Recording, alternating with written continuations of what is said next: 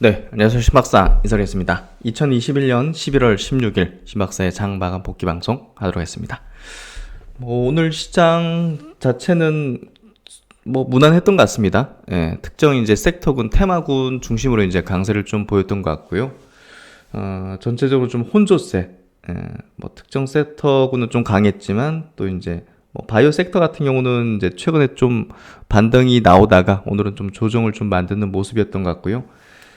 반도체 쪽으로는 그래도 이제 소부장 쪽으로는 좋았던 것 같고, 삼성전자 딴으로는 약간 좀 조정을 받았던 것 같습니다. 어쨌든 시장은 좀 안정화된 흐름 계속 이어가고 있고요. 그 안에서 이제 개별 섹터라든지 개별 테마 단의 흐름이 계속 이제 강세를 보이는 그런 흐름이 좀 전개되고 있고요. 오늘은 이제 메타버스 트렌드가 두드러지게 강한 어떤 흐름이 전개됐고, 또 XR 기기 대표주라고 볼 수 있는 이제 LG노텍이 연일 상한가를 내면서 메타버스의 트렌드 자체를 계속 다른 어떤 분야로 계속 연결해서 흘러가는 그런 흐름이 좀 전개되는 것 같습니다. 그리고 이제 SK그룹의 이제 바이오 투자가 계속 이어지고 있는데요.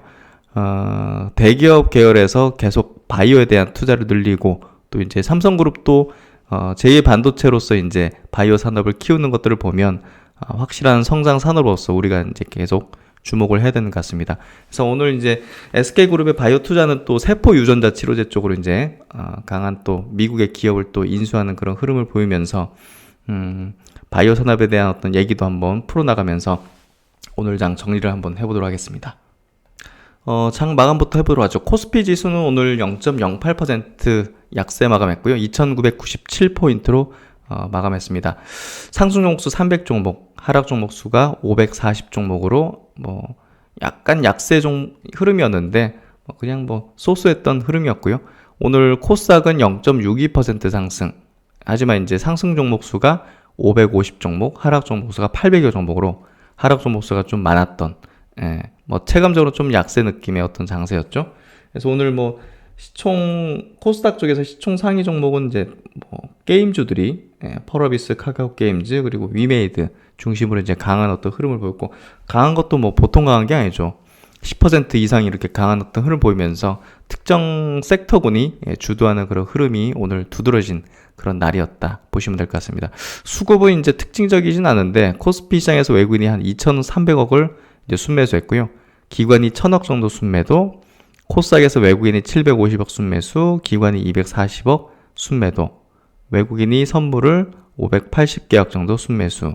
그래서 외국인의 순매수는 NC소프트라든지 하이브 같은 이런 어떤 게임주, 그리고 최근에 어떤 메타버스, 엔터 이쪽으로 좀 집중되는 어떤 수급의 흐름을 보였고요.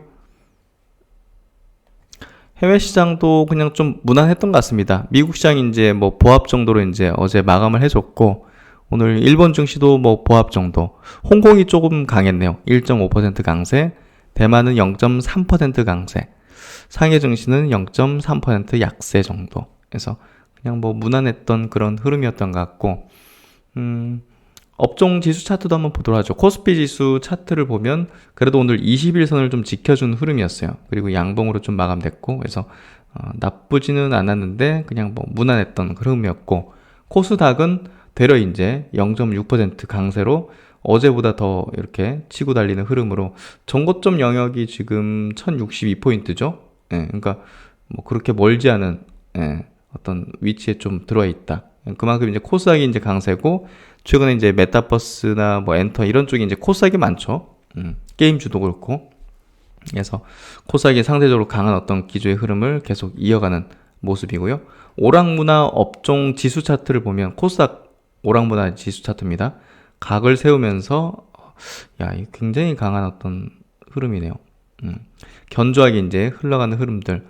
제약업종 지수는 최근에 이제 이렇게 저점을 하회하면서 일단은 턴을 하는 모습이긴 하지만 아직은 완벽하게 추세를 완전 돌렸다고 확신할 수까지는 없습니다. 아직 21선을 어느 정도 회복하고 돌파시켜주는 흐름이 좀 전개되는 게 일단 제약 바이오 업종에 대한 어떤 추세 전환을 확실하게 얘기할 수 있죠. 그래서 아직은 좀 바닥을 다지는 구간일 가능성이 있고요. 그래서 오늘 오르고 내일 내리고 이런 식으로 왔다 갔다 하는 그런 구간이 좀 이어가는 흐름이 좀 되는 것 같습니다. 코스피 시장에서 이제 의약품 업종 지수는 그래도 21선을 회복했네요. 그만큼 이제 코스피 쪽에서 대형 바이오 섹터의 종목들은 그래도 추세를 좀 돌렸을 가능성이 높은 그런 기조의 흐름을 좀 보여준 것 같고요. 그리고 이제 건설업종 지수도 중장기평선을 살짝 하회했지만 그래도 여기서 그냥 지지력을 보이거나 이제 저가 매수가 좀 유입되는 그런 흐름을 보이면서 그래도 내년도를 준비할 때 그래도 건설업종에 대한 어떤 포지션을 우리가 좀 가져가는 게 필요하지 않을까 하는 그런 흐름이죠. 그리고 이제 코스피 시장에서 소형주, 중형주, 대형주 각각 나눠진 지수 차트를 보면 소형주 지수 차트 그리고 중형주 지수 차트 다 이제 중장기 이평선 지지를 받아주죠. 대형주 지수도 이중바닥 형태를 만들어내면서 깨질 않았네요. 전저점을 깨질 않았기 때문에 그래도 우호적인 흐름으로 좀 전개되는 것 같습니다. 그리고 이제 시총 상위 종목들 한번 보죠. 삼성전자는 약보합 정도 마감됐고요. 오늘도 좀 음봉이긴 하네요. SK하이닉스는 0.9% 상승으로 이제 상승세를 좀 유지하는 흐름이 되고 있고 네이버가 오늘 좀 빠졌네요. 1.3% 정도 밀렸고요. 카카오도 1%대 약세, LG화학은 1%대 강세, 그리고 셀트리온이 1.7% 약세, 오늘 현대차, 기아, 그리고 현대모비스가 그래도 시총 상위주 중에서 낙폭을 좀 보였네요. 한 2% 내외 정도 약세를 좀 보였고요. 카카오페이는 강세, 그리고 NC가 좀 강했습니다. 6.8% 강세로 이틀 급락했다가 약간 되돌림 나오는 흐름. 오늘 수급은 좋았던 것 같습니다. 외국인 기관이 쌍끌이 순매수를 하는 흐름으로 시총 상위 중에서 가장 강한 어떤 흐름을 좀 보여줬고요. SK하이테크놀로지는 이제 5.3%로 약세. 물량이 좀 크게 나온다고 하죠. 블록딜 여파로 이제 오늘 좀 빠지는 그런 흐름인데, 2대 주주가 지분율 거의 한 4%네요. 와, 엄청 많이 파네. 하여튼 요걸 이제 판다고 해서 어느 정도 빠진 것 같은데, 뭐, 수급적인 내용이니까요. 뭐, 지속 가능한 악재로 작용하지는 않을 것 같아요. 그 정도 보면 될 것 같고, 코스닥 넘어가서 셀트론 헬스케어, 그리고 셀트론 제약이 1에서 2% 정도 약세. 오늘 에코프로비엠도 약간 약세. 2차전도 이제 좀 약세였죠. 에코프로도 5.8% 약세. 반면에 이제 오늘 게임 메타버스 관련 주들은 이게 너무 치는 걸 보니까, 너무 이제 슈팅이 날려지는 걸 보니까 고점 권역에서 이제 어떤 슈팅을 날리고 개인들을 좀 유인하는 그런 어떤 시세 분출의 형태인 것 같아요. 카카오 게임즈도 그렇고 펄어비스도 12% 강세, 위메이드도 이제 8% 강세, 그리고 아포로TV가 5.4% 강세, 위적 스튜디오도 11% 강세. 그래서 여기서 변동성이 굉장히 커지잖아요. 지금 하루에도 14% 여기 보시면 지난 12일에는 위적 스튜디오 같은 경우 14% 올랐다가 보합으로 마감하고, 그래서 변동성 커지는 거 보니까요, 고점의 어떤 천장 구간을 좀 만드는 흐름 같아요. 그래서 주의가 좀 필요할 것 같고요. 하지만 뭐 디어유 같이 이렇게 신규 상장해가지고 치고 올라오는 것들은 또 이제 뭐 고점의 어떤 뭐 흐름으로 이제 전개된다기보다는 여기서 이제 물량 매집을 계속 해나가면서 끌어올리는 그런 형태가 되는 것 같네요. 그리고 이제 오늘 우주항공 관련해서 이제 제노코가 무상증자 발표하면서 이제 상한가를 갔죠. 그래서 무상증자 이슈가 아직도 이렇게 또 시장에서 좀 먹히네요. 한 주당 2주를 이제 증자해주는 그런 어떤 부분인데, 주식수가 이제 월등히 작긴 했어요. 240만 주에 불과했기 때문에 무상증자를 해도 이제 좀 이상할 건 없지만, 어쨌든 시장에서 이렇게 또 반응을 하면서 상한가로 이제 마감하는 그런 흐름이 됐고요. 그리고 이제 제약바이오 쪽에서 이제 딥노유라는 기업이 13% 급등했는데, 이게 다른 바이오주랑 이제 좀 다른 행보죠. 이게 이제 의료계 메타버스다 해가지고, 약간 좀 단기적인 슈팅을 만드는 것 같습니다. 인공지능 솔루션 이제 관련 기업인데, 메타버스 관련된 테마로서 좀 묶여가지고 움직이는 것 같고요. 그리고 이제 그 우주항공 관련주 중에서도 주가 차별화가 좀 이제 큽니다. 뭐 제노코 같이 또 이제 급등하는 것도 있고, 또 인텔리안 테크도 이제 마찬가지로 다른 우주항공 관련주하고 다르게 이제 우상향 패턴을 계속 보여주고 있고, 전고점 부분까지 지금 올려치고 있어요. 최근에 이제 원앱, 이제 저궤도 위성 인터넷 사업을 하는 원앱향 이제 안테나 납품이 3분기부터 이제 시작됐다고 하고, 또 이제 애플의 아이폰이 또 이제 이 저궤도 위성 통신이 또 서비스를 한다는 그런 어떤 내용들이 인텔리안 테크에 이제 큰 어떤 호재가 되는 것 같아요. 그래서 최근에 수급도 이제 기관도 그렇고 외국인의 어떤 수급도 지속 좀 유입되는 어떤 흐름을 좀 보여주고 있네요. 그래서 확연하게 어떤 다른 행보를 보이고 있는 이제 우주항공 올해 좀 움직이지 못했던 것들도 제가 볼 때는 내년도에 시세 분출의 가능성은 충분히 열려 있다고 봅니다. 그래서 뭐 하나 에어로스페이스라든지 세트랙 아이라든지 뭐 한화 시스템 그리고 LG 넥슨 뭐 이런 기업들이 뭐 최근에 좀 지지부진했잖아요. 하나 시스템도 최근에 좀 지지부진한 어떤 흐름을 보였는데 시세가 어떤 끝나거나 붕괴되는 형태는 아니에요. 추세가 이제 단기적으로 몇 개월 상간으로 좀 꺾이는 흐름이라 보여지는데, 세트랙아이도 마찬가지로 중장기평선을 하회하는 흐름으로 이건 몇 개월 상간으로 흘러내리는 형태지 붕괴되는 형태는 아니에요. 그래서 제가 볼 때는 제가 이제 수소 관련 섹터군들에 대해서 이제 재작년 2019년도부터 이제 집중적인 분석을 했었는데요. 그 섹터군하고 좀 비슷한 어떤 행보, 어떤 시점으로 따진다면 제가 볼 땐 내년도에 한번 움직임이 좀 나올 수 있는 그런 패턴으로 가는 것 같고요. 올해 움직이지 않는 이제 우주항공 관련주들은 제가 볼 땐 내년도에 한번 기대해 볼 수 있는 포인트들이 있을 것 같아요. 그래서 이런 것들, 뭐 하나 에어로스페이스 같은 것들, 저는 걱정을 크게 할 필요는 없다는 생각이 들어요. 그래서 그렇게 좀 바라보시면 될 것 같고, 그리고 이제 위드 코로나 관련주들이 사실 최근에 이제 코로나 확진자가 국내에서도 증가하고 있고, 또 유럽에서도 지금 사상 최대 확진자가 지금 또 발생되기 시작했죠. 뭐 독일 같은 경우도 이제 뭐 사실 팬데믹 이후로 이제 사상 최대 확진자들 5만 명 이상 이렇게 증가하고 있는데, 그런 부분 때문에 위드 코로나 관련주들이 좀 모멘텀을 크게 좀 받지 못하고 있는 것 같아요. 하지만 뭐 그런 부분들이 지속적일 리는 없을 거고, 어쨌든 위드 코로나 가는 방향에 대한 부분은 확고하기 때문에 시점의 문제일 뿐이지, 결국 이제 뭐 위드 코로나 관련된 리오픈 관련된 뭐 각 분야별 1등 관련주들은 제가 볼 때는 너무 우려할 필요는 없다 봐요. 하나투어 같은 것들, 뭐 파라다이스, 뭐 강원랜드 이런 것들 저는 뭐 괜찮은 흐름을 추후에 거라고 보여지고요.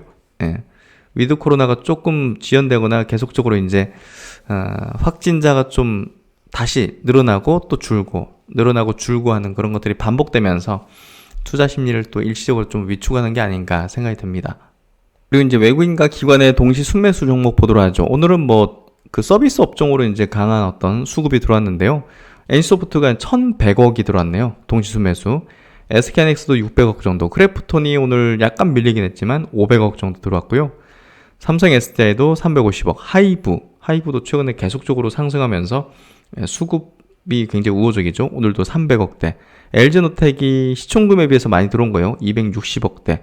그래서 메타버스, 뭐 이제 최근에 서비스 게임 업종 이쪽으로 이제 좋은 어떤 흐름들. NHN도 이제 120억 들어오면서 게임 업종으로 이제 내년도 실적에 대한 전망치가 굉장히 좋아지고 있죠.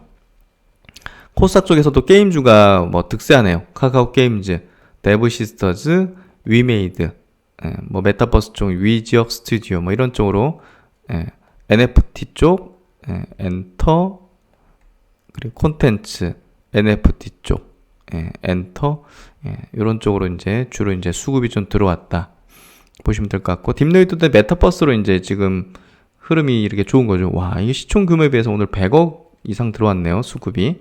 기관들이 84억을 땡겼다는 게 의미심장하고, 이 메타버스 테마를 적극 활용하는 그런 어떤 수급인 것 같은데, 아직까지 뭐 거래가 안 터졌으니까 괜찮은 흐름으로 좀 가는 것 같고요.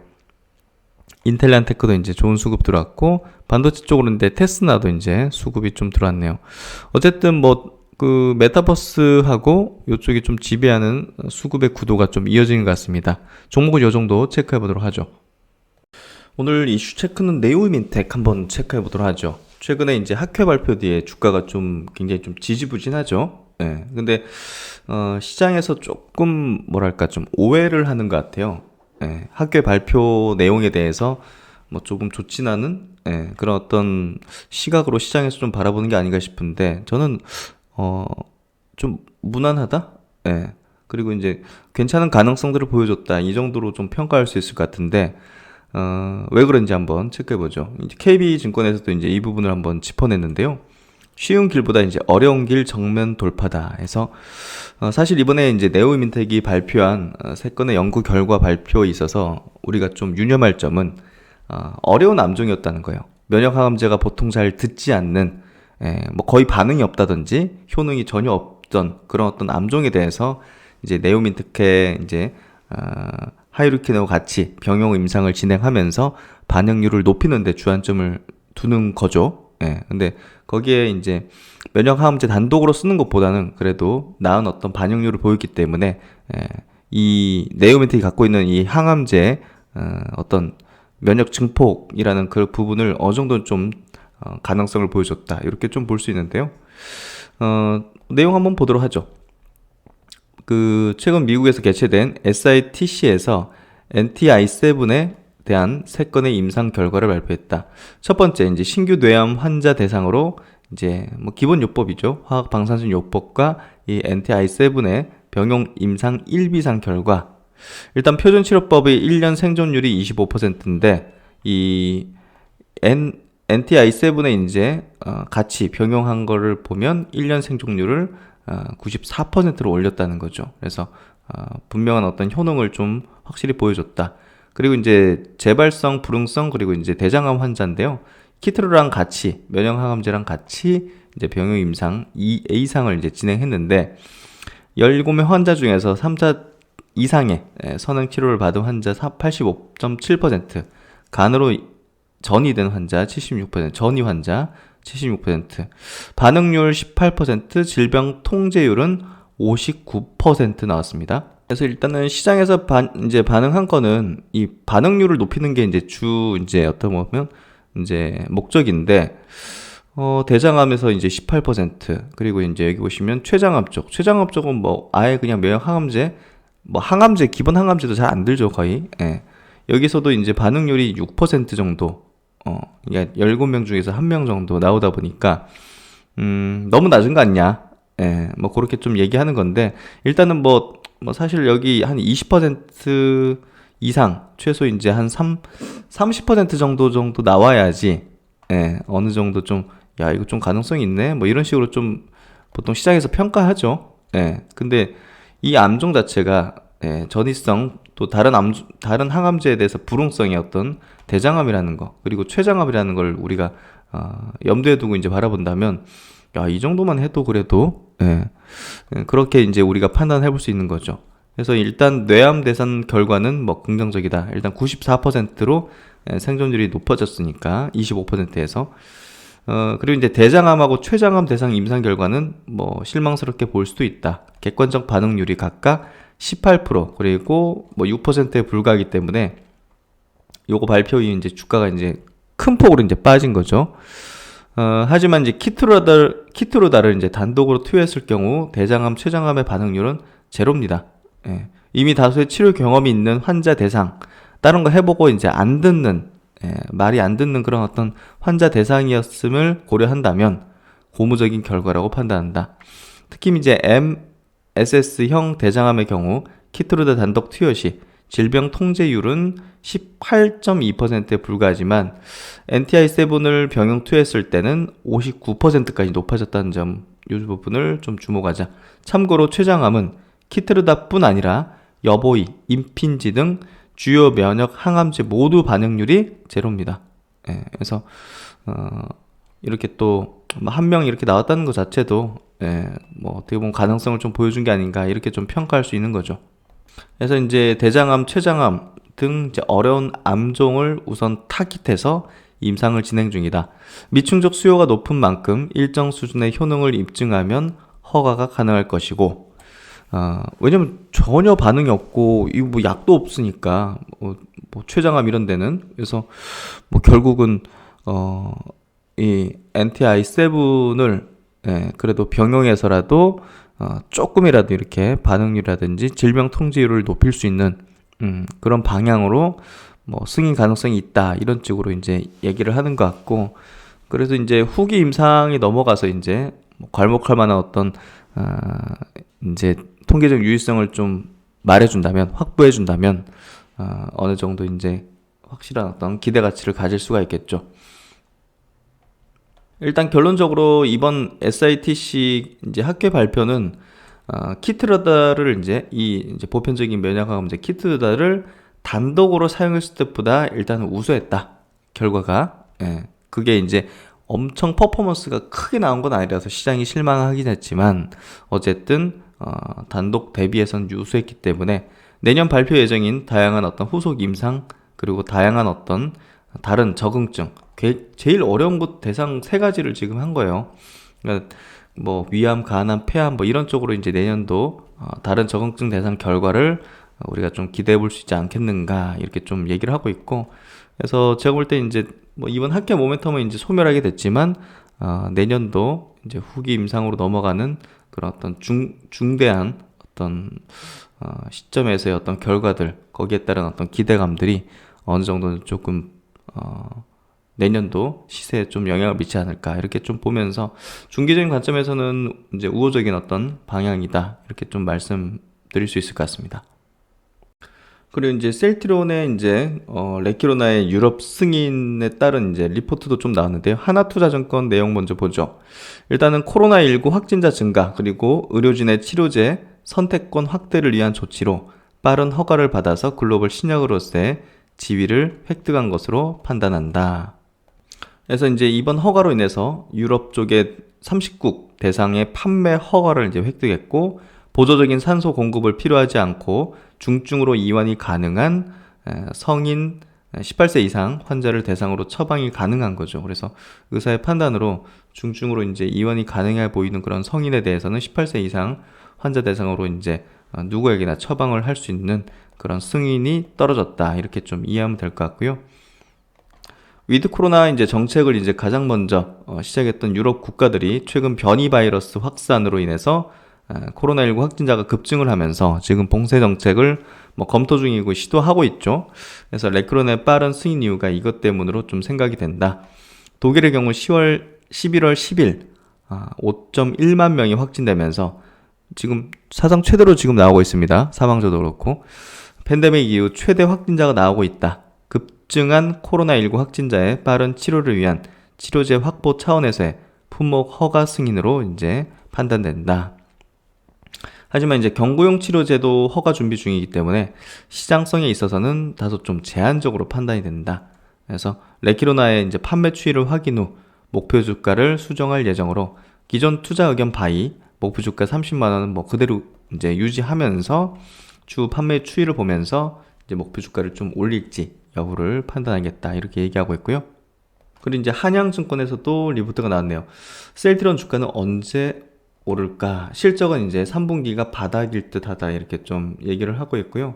어쨌든 3분기 실적은 헬스케어 같은 경우도 다소 좀 뭐 쇼크 흐름을 좀 보였죠. 그래서 정도 이제 바닥을 좀 찍은 게 아니겠는가. 일단은 뭐 성장 스토리는 기대해 볼 수 있다. 유플라이마, 램시마이스시어 매출이 이제 퍼포먼스 크게 나오고 있지는 않지만 일단은 늘어나고 있는 흐름들. 어쨌든 레키로나가 4분기 실적에는 좀 주요 관건이 되겠네요.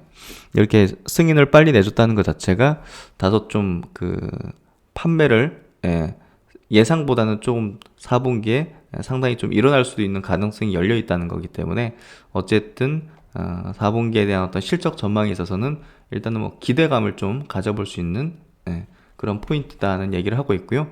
일단 목표가는 제일 높은 것 같은데요. 투자 의견은 매수, 그리고 목표가는 36만 원을 제시한다 해서, 어쨌든 4분기는 좀 실적도 그렇고 어떤 모멘텀적인 측면에서도 턴을 할 수 있는 그런 어떤 부분들에 대해서 좀 얘기를 하는 것 같습니다. 그리고 이제 밸류에이션도 이제 내년도 36배, 내후년도 32배 해서 상당히 낮아져 있죠. 예, 이런 부분들이 결국은 지금의 어떤 주가가 조금 턴을 할 수 있는 3분기가 또 실적이 바닥이었을 거라는 그런 예상을 또 해볼 수 있다. 이렇게 좀 정리하면 될 것 같습니다. 그리고 이제 한국경제에서 기사 나온 것도 한번 체크해 보도록 하죠. 셀트론 이번에는 mRNA 신약 날개 달 것이다 해서 이번 레크레너를 통해서 이제 신약 기업으로 도약을 했다. 이렇게 좀 평가를 하고 있고, 당연히 이제 ADC 차세대 플랫폼을 확보했고, 또 이제 이런 걸 통해서 이제 항암제 등 신약 개발을 이제 본격화할 것이다. 이렇게 얘기를 하고 있습니다. 검증된 이 신약 개발 능력, 그리고 다양한 플랫폼 기술로 항체 치료제의 영역을 넓히는 글로벌 바이오 기업으로 도약하겠다. 일단은 뭐 인터뷰를 했나 보네요. 기우성 셀트론 부회장하고 15일 일단은 인터뷰를 해서 이제 이런 어떤 발언을 또 받아낸 것 같습니다. 본업인 바이오시밀러 사업이 창출하는 탄탄한 수익 토대 위에 레키로나로 증명된 신약 개발 능력과 외부에서 들여온 플랫폼 기술을 접목하겠다는 구상이다. 그래서 이 두 가지 플랫폼 기술을 가지고서 이제 항암제를 만들어가는 거에 우리가 좀 주목해 볼 필요가 있고요. 여기에서 이제 뭐 임상에 진입한다든지 이런 식으로 된다면 기업 가치에 이렇게 또 업을 해줄 수 있는 그런 내용이 이제 되겠죠. 가장 일단은 제가 볼 땐 가장 기대되는 건 요거예요. 어쨌든 항체 기술을 굉장히 독보적으로 갖고 있는 기업이기 때문에 이 이제 그 ADC 기반의 어떤 항암제를 만들 수 있는 그런 역량을 충분히 갖고 있고, 뭐 그런 부분에 있어서 요 이제 플랫폼 갖고 있는 기업과의 어떤 협업을 통해서 뭐 머지않은 시기에 아마 이제 파이프라인을 만들어내지 않을까 생각이 되고요. 그렇게 되면 이제 이 기업에 대한 어떤 밸류에이션 자체를 상당히 또 높여줄 수 있는 그런 부분이 되는 거죠. 그리고 이제 모더나하고도 연결되는 그 mRNA 백신 플랫폼 또 핵심 기술 갖고 있는 미국 트라이링크 바이오 테크놀로지하고도 이 mRNA 백신 플랫폼을 개발 중이죠. 그래서 코로나19 변이 바이러스 대형 백신 개발보다는 항암제 이 파이프라인 강화에 방점이 찍혀 있다는 겁니다. 글로벌 제약사들이 눈독 들이는 mRNA 기반 항암제 개발에 셀트론도 이제 적극 뛰어들겠다는 전략이다. 셀트론 관계자는 항암제, 대상포진 백신 등 다양한 신약에 mRNA 플랫폼 기술을 적용하는 방안을 고민하고 있다. 일단은 뭐 셀트론은 계속적으로 바이오시밀러 사업을 통해서 캐시가 들어오기 때문에 그 자금을 바탕으로 계속 신약 개발에 쏟아부으면서 이제 상당히 또 빠른 추진을 할 수 있는 그런 기업이기도 하죠. 이번에 레키로나 개발 기간을 본다면 이 기업이 신약 개발에 역량을 집중한다면 얼마나 이제 퍼포먼스를 또 이제 성과를 낼지에 대해서 우리가 기대해 볼 수 있는데요. 이런 부분들을 본다면 셀트론이 지금 현재 시점에서의 어떤 밸류에이션은 상당히 좀 낮은 어떤 가치를 좀 받고 있는 게 아닌가 이렇게 생각이 됩니다. 하여튼 뭐 앞으로 이제 셀트론은 신약 개발 기업의 어떤 모습들을 보이면서 어느 정도 성과들을 한번 기대해 볼 수 있지 않을까 싶습니다. 이 부분 한번 체크해 보도록 하죠. 그리고 이제 SK의 그 세포 유전자 치료제 투자 소식도 한번 짚어보도록 하죠. 최태원 이제 회장이 미국 출장을 가면서 이 미국의 이제 CDMO 업체 CBM이라는 회사와 지금 투자 단독 협상을 이제 들어갔고 연내 매듭을 짓겠다. 그래서 SK가 이제 그 100% 자회사죠. SK 팜테코를 통해서 지금 계속 전 세계에 있는 이 세포 유전자 이제 치료제 관련된 회사들 그리고 공장들을 좀 인수를 하고 있는데요. 이 SK의 바이오 투자 행보가 굉장히 좀 무섭습니다. 그래서 많은 어떤 다양한 계열사를 통해서 지금 바이오 사업을 진행하고 있는데 가장 트렌디하다고 볼 수 있는 그런 어떤 유전자 세포 치료제 쪽으로도 사업을 굉장히 강화하는 부분들을 본다면 저는 이제 SK의 어떤 시대를 좀 뭐랄까 주도하는 그런 트렌드 사업을 진행하는 걸 보면 그리고 인수합병 같은 것들을 잘 진행하는 걸 보면 되게 잠재력이 높은 어떤 그룹사라는 생각이 드는데요. SK 지주회사를 통해서 지금 계속 바이오 어떤 사업들을 또 진행을 하고 있고요. SK 팜테코도 이제 나중에는 어떤 분리해서 이제 상장을 진행할 걸로 보여져요. 그래서 SK 행보를 보면 이쪽 분야가 이제 향후 굉장히 유망할 거라는 게 좀 확실해지는 것 같고요. 대기업이지 않습니까? 글로벌 네트워크를 갖고 있고 조직력을 갖고 있고 자금력을 갖고 있고 이런 부분에서 이 부분을 점 찍어 가지고 사업을 계속 강화시켜 나간다는 거는 이 분야가 앞으로 굉장히 고성장할 거라는 전망에 대해서 우리가 좀 확신을 가질 수 있는 부분이라고 생각됩니다. 지금 미국 필라델피아에 기반을 두고 있는 이 CGT, 세포 유전자 치료제 생산을 전문으로 하는 위탁 개발 생산 CDMO 이제 업체 CBM 이 회사에 대한 투자를 위한 독점 협상을 진행 중이라고 이제 밝혔습니다. 연내 협상을 마무리 짓고 계약을 이제 체결할 예정이라 하는데요. 지난 3월 달에는 프랑스에 이제 세포 유전자 CDMO 업체 이포스 캐시를 인수했고요. 8개월 만에 이런 또 성과를 내고 있다.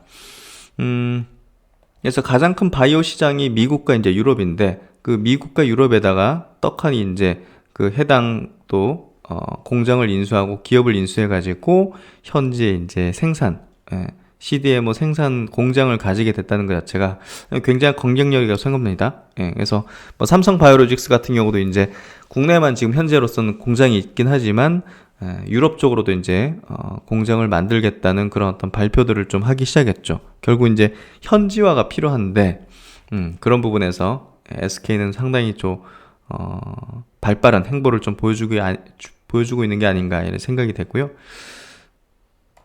이번에 이제 이렇게 또 인수 타진하는 CBM이라는 회사는 유전자 세포 치료제 생산을 위한 이제 전임상 단계부터 상업 제품 치료제에 이르는 모든 단계 서비스를 제공하는 이 CDMO 기업이다.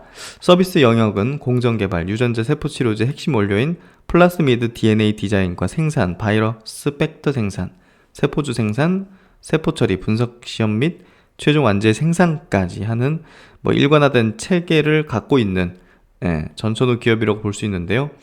뭐 투자 규모까지는 이제 밝히진 않았지만 어쨌든 25년까지 단일 설비 기준으로 세계 최대 규모의 이 CGT GMP 설비를 구축하고 향후 4년간 2,000명의 어떤 직원을 추가로 이제 채용할 계획이라고 하는데 뭐 이 정도라면 굉장히 큰 규모라고 좀 보여지는데요. 사실 그룹사 차원에서도 대기업 차원에서도 사실 바이오 사업은 이 성과가 나타나는데 굉장히 오랜 시간이 걸리고 또 신약 같은 경우는 뭐 10에서 15년 정도 걸리면서 계속 돈만 투입되기 때문에 이거 뭐 오너의 어떤 의지가 아니라면 이거 하기 어려운 어떤 사업 분야이기도 합니다. 그래서 최태원 회장 같은 경우는 2002년에 바이오 사업을 꾸준히 육성해서 2030년 이후에는 바이오 분야가 그룹의 중심축이 될 수 있도록 하겠다는 이런 어떤 장기 비전을 제시하면서 바이오 사업에 본격적으로 투자하기 시작했고 그 결실을 이제 SK 바이오팜이 2개 이제 치료제를 또 이제 FDA에서 승인을 받으면서 성과를 확실히 또 보여줬죠.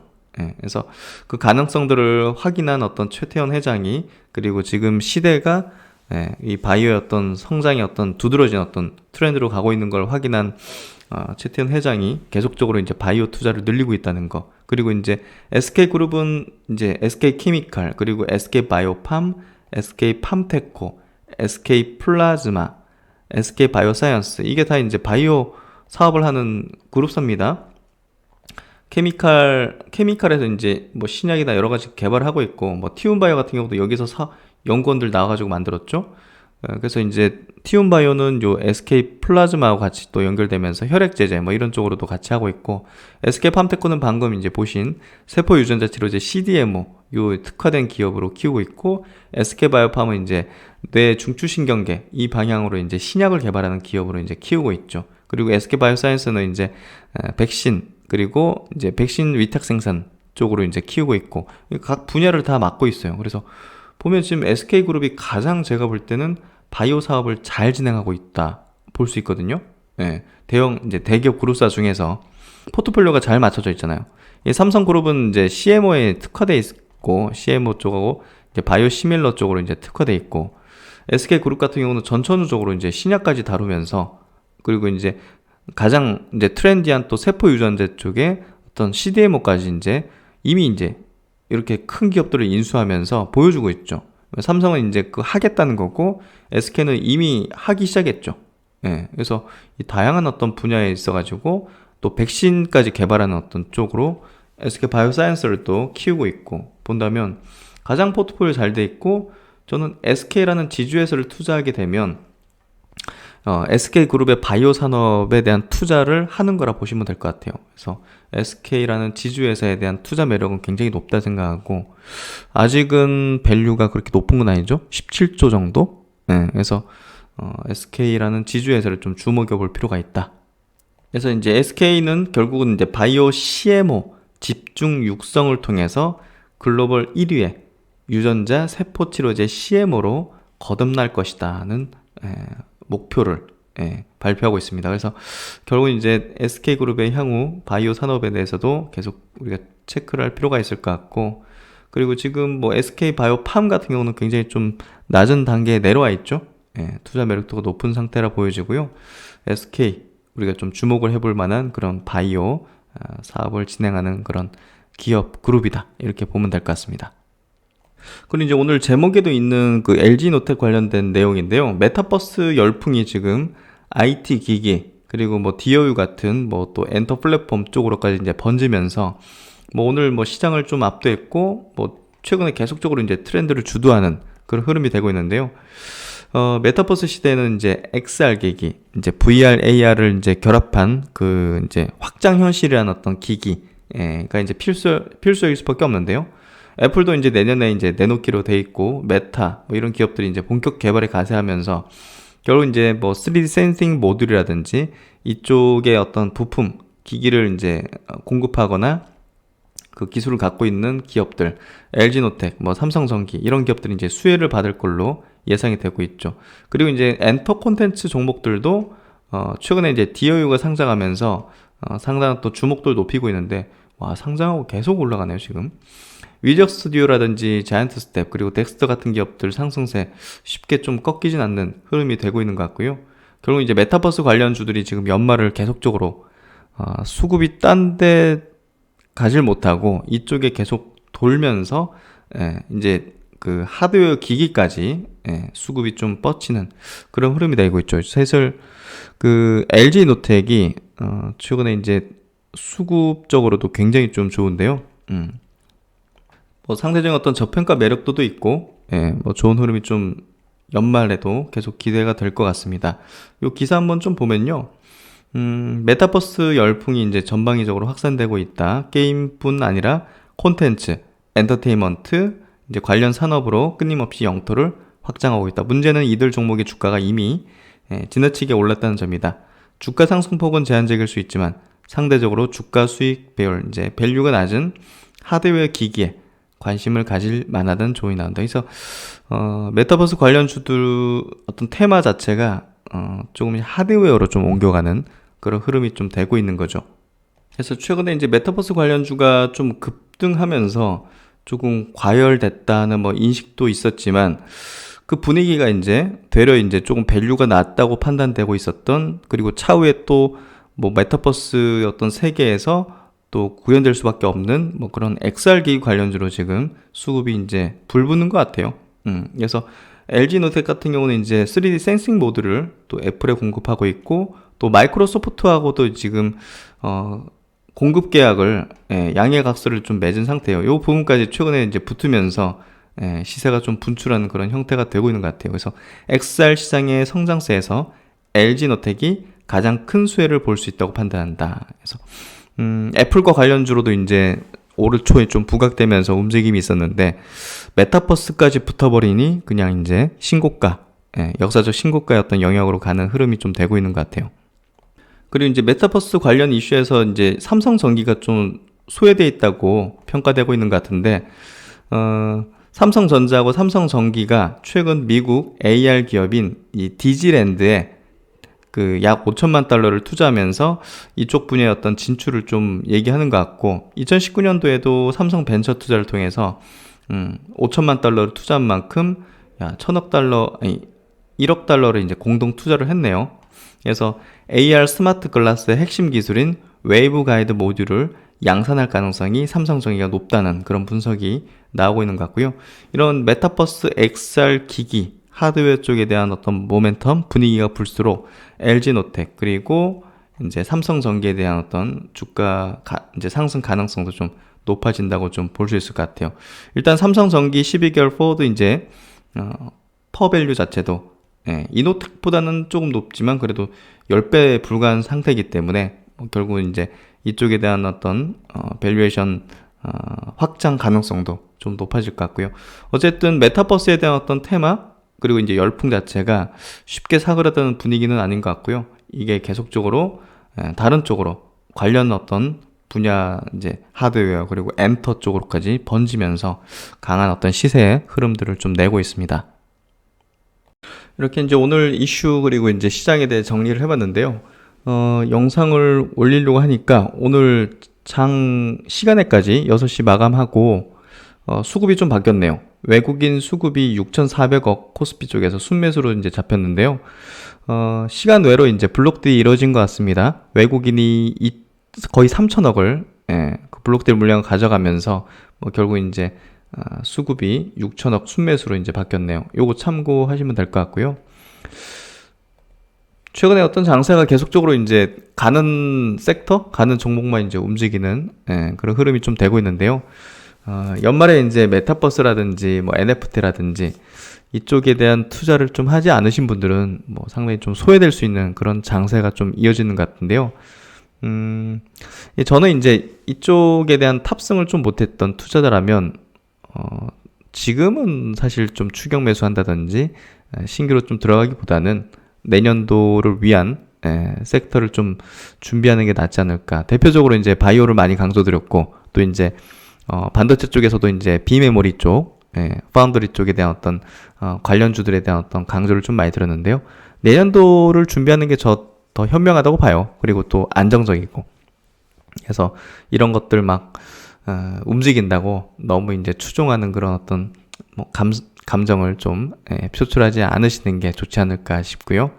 저도 이제 뭐 팔고 나서 더 날아가는 것들, 아예 놓쳐버린 것들도 많이 있죠. 근데 과거에는 이제 그런 것들을 굉장히 좀 아쉬워하면서 뒤늦게 따라가는 경우도 많았는데 지금은 뭐 그러진 않는 것 같아요. 그래서 그런 것들이 점점 이제 경험이었던 것 같고 또 조금 더 안정성에 기반된 투자를 좀 오래 하다 보면 조금 보수성이 좀 많이 생기는 것 같아요. 그래서 많은 경험을 하다 보니까 치명상을 입을 수도 있는 그런 가능성에 대한 부분은 좀 배제하는 경우가 좀 많은 것 같아요. 그래서 최근에 이제 막 이런 것들 막 급등하는 거 보면 좀 막 끌리잖아요, 마음이. 그런 것들을 좀 누그러뜨리는 게 또 심리를 통제하는 게 되게 또 중요한 주식 성공의 어떤 한 요소가 아닐까 생각이 듭니다. 그 부분도 한번 생각해 보시고요. 내년도를 좀 준비하는 그런 시기라고 저는 보고 있습니다. 네, 오늘도 수고 많으셨고요. 또 이제 더 나은 어떤 투자 전략들을 가지고서 뵙도록 하겠습니다. 네, 편안한 저녁 시간 되시고 신박사는 또 다음 시간에 뵙도록 하겠습니다. 감사합니다.